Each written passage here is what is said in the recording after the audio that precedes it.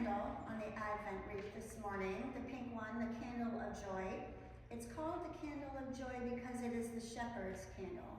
And it's for the joy the shepherds felt when the angel appeared and shared with them the news of the coming Christ child. It was an unexpected, joyful moment for them. Once they got over the shocking, terrifying sight of that angel. We all remember that the angel of the Lord appears before them, and they were sore afraid. Well, I would guess so. A group of lowly shepherds in the fields in the dark of night, and suddenly an angel with all its bright glory appears in front of them, might be sore afraid too. And though they announce, "Do not be afraid," really? How could you not be? No. The story of Jesus' coming is filled with these unexpected joyful moments that come out of great fear or worry, trepidation, anxiety, disbelief. The angel of the Lord appears to Mary, a young teenage girl who's engaged to Joseph, an older man, and announces that she will have a child, despite the fact that she is a virgin. As if being engaged to an older man when you're 14 years old isn't anxiety producing enough, she's going to be pregnant. And the baby is the Son of God. How does she explain that one? And yet, she will embark upon a long and dusty trip on the back of a donkey. It isn't difficult to imagine her fear, the exhaustion, the apprehension, these overwhelming circumstances, these unexpected circumstances have brought. And yet, when that child is born, it too is an unexpected joy. Mary delivers this holy child in a crude stable. The moment she holds that baby and looks into the face of God must have been breathtaking and extraordinarily joyful. Joseph, the older man who is engaged to this young girl who has no intimate relationship with her, is to believe that she carries a child, the Son of God, and he is to be named Jesus, and he will rule the nations. Sure he is.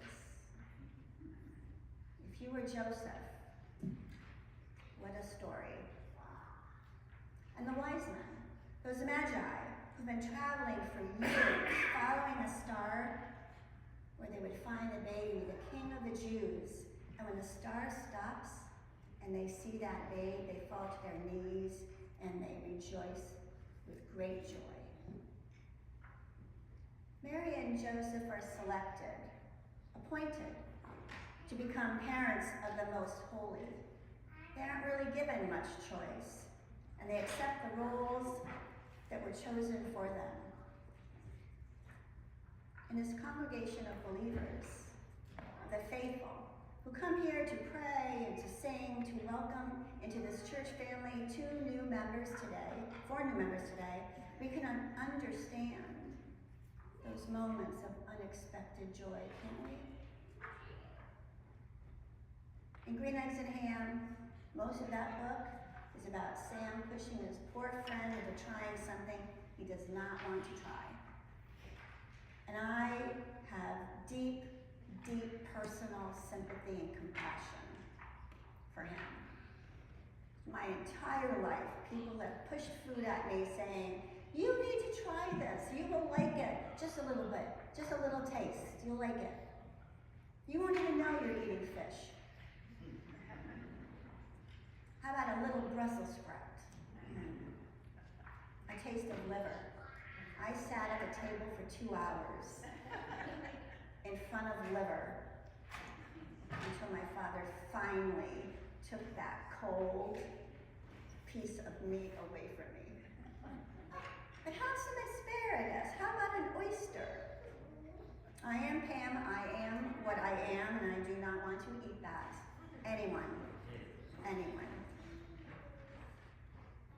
But in the end, that friend, finally gives in, and after all of that pestering and badgering and pushing and browbeating, he takes a bite and he likes it, and he's joyful. I can relate to that exciting experience of joy that comes unexpectedly, of being blindsided by something really wonderful. Maybe you can too. I lost a job I really loved unexpectedly.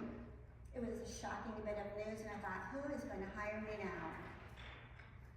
I'm not young, I'm not on the bottom of the pay scale, and yet I did get hired, and I had a wonderful job, and I loved the children, and I loved my teachers, and I loved my work, and it was unexpected joy.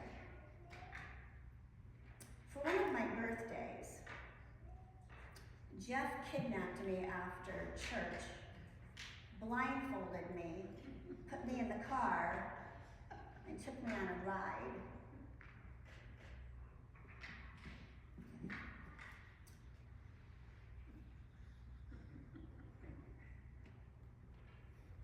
We got to this place, and they rolled down the window and had me sign a form saying that if I die, they're not responsible. Now, I still didn't know where we were. I thought I was going horseback riding. I was very excited for that. And that's me in that car. You will notice that I'm behind the pace car, and I kept the lead the whole time. And it was, once we stopped and they wedged me in better, so I wasn't sliding all around inside that car, it was really, really fun. And I had said on our first date that I really thought I'd be a good race car driver. I don't know, I just really thought I would be. And he remembered that many, many years later and made that happen. So that's me racing at Lime Rock. And it was scary at first.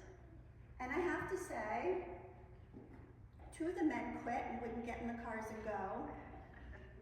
Somebody else dropped out, and I stuck it out, and it was so much fun. Unexpected joy. You just never know. Last Christmas Eve, when you all stood up and with your candles lit encircled the church in the darkness and sang Silent Night, it was an incredible moment of unexpected joy. And I'll never forget that, because that's when I fell in love with you in this church, and I knew I needed to stay. When have you been so surprised by a moment that brought you unexpected joy? I want you to think about that today. When has that happened? Sometimes it happens to you, like the shepherds and Mary and Joseph. They were told what to do, they followed directions, and because they did so, they experienced unexpected joy. Sometimes it's an invitation, and you have a choice. You can accept it, or you may reject it. Your choice may lead you to unexpected joy. Think carefully about saying no when an invitation presents itself, because you never know where it might lead. Sometimes unexpected joy comes as a result of happenstance. You just happen to take the left path instead of the right. And your destination lies before you and takes your breath away. That joy might be the form of a beautiful sunset or a breathtaking panorama, a novel experience, or it might come in the form of a person who brings you unexpected joy. In all their wondrous glory, the angels appeared and issued their invitations, their directives, and they also compassionately comforted with, "Do not be afraid." So let's hold on to those words. When we're afraid, when we're reluctant, when we're apprehensive, when doubt and question fills us, when we look for excuses or escapes, do not be afraid, for I bring you tidings of great joy. You are deserving of joy.